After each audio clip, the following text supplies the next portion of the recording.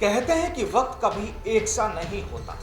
वक्त का पहिया जब चलता है तो उतार चढ़ाव भी आते हैं, तेवर भी बदलते हैं और नई कहानियां भी लिखी जाती है। और जब बात सियासी होती है तो इसके मायने और ज्यादा हो जाते हैं। नमस्कार, मैं हूं आपके साथ प्रदीप राजा। राजस्थान में आखिरकार वो हो ही गया, वो हुआ जो सूबे के मुखिया अशोक गहलोत ने कहा था, जो उन्होंने चाहा था कि हम तीनों सीटों पर कब्जा करेंगे। भाजपा जो चाहे वो करे, वो अपने मकसद में कामयाब नहीं हो पाएगी। और साहब, आखिरकार हुआ भी वही जो सूबे के सरदार ने कहा था। अब कहने को तो पूर्व डिप्टी सीएम सचिन पायलट ने भी ऐलान किया था कि वो भाजपा का खेल नहीं चलने देंगे और कांग्रेस राज्यसभा की तीनों सीटें जीतेंगे। अब सूबे के मुखिया कहते हैं कि राजस्थान में होने वाले अगले विधानसभा चुनाव में कांग्रेस ही जीतेगी और अगली सरकार भी कांग्रेस की ही। अब ये बात भी सचिन पायलट पहले भी कहते थे और आज भी कहते हैं कि अगला चुनाव भी कांग्रेस ही जीतेगी। तो अब जब ये दोनों दिग्गज एक ही बात कर रहे हैं तो इसके मायने क्या है, इस पर भी बात होगी। लेकिन पहले सुनिए कि राज्यसभा चुनाव में तीनों सीटों की जीत पर क्या कहते हैं गहलोत और पायलट।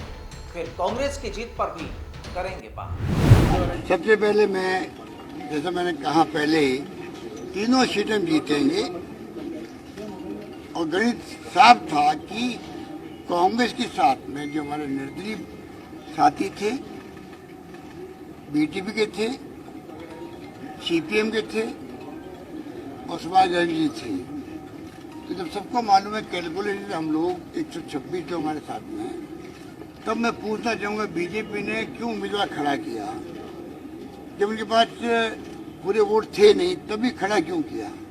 इसके मायने है कि वो हॉर्स ट्रेडिंग करना चाहते थे तो वो हो नहीं पाई उनकी, और बुरी तरह से उनको मुँह की खानी पड़ी। और जितना हमारे को समर्थन हासिल है उसके आधार पर हम 3 राज्यसभा के अपने उम्मीदवार जिता सकते हैं। और पूरे देश ने देखा है कि हम लोगों ने हमारे तीनों उम्मीदवारों को अच्छा बहुमत देकर जिताया है। दो प्रत्याशी उतार कर सिर्फ चुनाव कराने की मंशा थी, जनता में भ्रम फैलाने की कोशिश थी। लेकिन भारतीय जनता पार्टी का जो कुनबा है वो लगातार बिखरता चला जा रहा है। और कल का जो अब जरा इन्हीं दोनों नेताओं के वो बयान भी सुन लीजिए, जिसमें ये दोनों ही नेताओं का दावा है कि राजस्थान में अगले साल होने वाले विधानसभा चुनाव में कांग्रेस ही सरकार बनाएगी। सुनिए जरा। मतदाता इस बार हमें दोबारा चुनाव जिताएंगे, ये मुझे पूरा यकीन है। इस बार जो मुझे लग रहा है जनता के मूड से आशीर्वाद उनका मिलेगा तभी सरकार हमारी बनेगी, हम जानते हैं। मुझे यकीन है और मुझे लग रहा है कि इस बार जनता का आशीर्वाद हमें मिलने वाला है।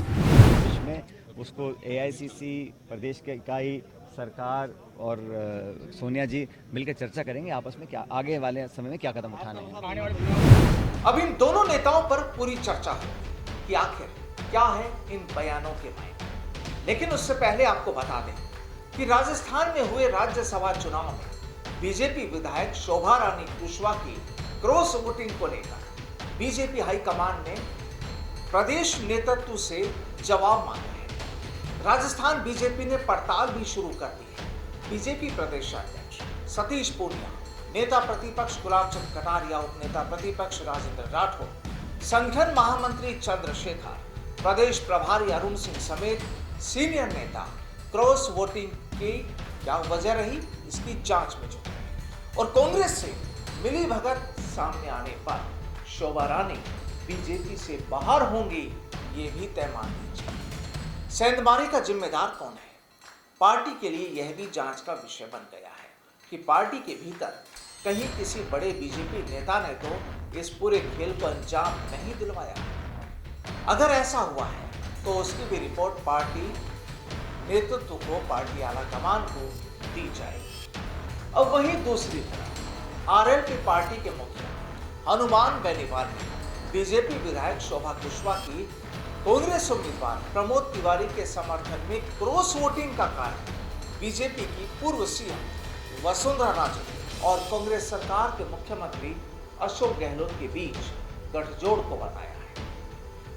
सांसद बेनीवाल का कहना है कि जब राजस्थान में गहलोत सरकार गिर रही थी, उस वक्त फ्लोर टेस्ट की बारी आई तब भी वसुंधरा राजे ने 7-8 विधायकों को घायल करवाया था और आज धौलपुर से इसकी शुरुआत हो गई है। धौलपुर से विधायक कुशवाहा ने खेल कर दिया। उन्होंने कहा कि मैं हमेशा ही आरोप लगाता हूं वसुंधरा गहलोत में गठबंधन को 22 साल हो चुके हैं, लेकिन हॉर्स ट्रेडिंग के आरोप कांग्रेस ने लगाए और कांग्रेस ने ही हॉर्स ट्रेडिंग कर ली।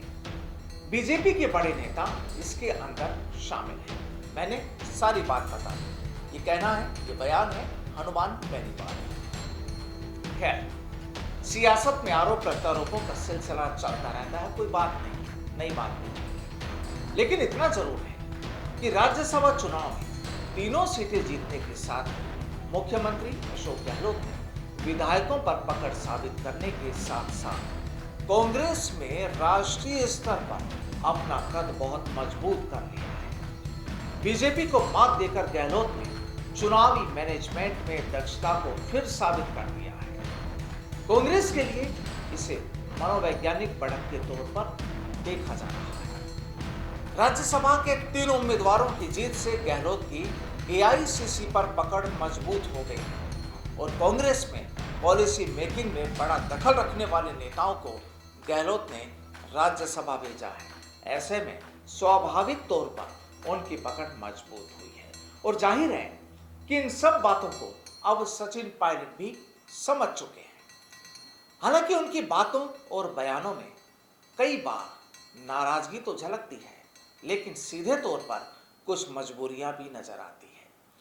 अब पायलट कहते हैं कि अगले विधानसभा चुनाव को कांग्रेस कैसे जीते, इसके लिए कुछ सुझाव उन्होंने ऊपर बता दिए, सुझाव पहुंचा दिए। अब पायलट को उम्मीद है कि उनके सुझावों पर, उनके फार्मूले पर आला कमान गौर करेंगे।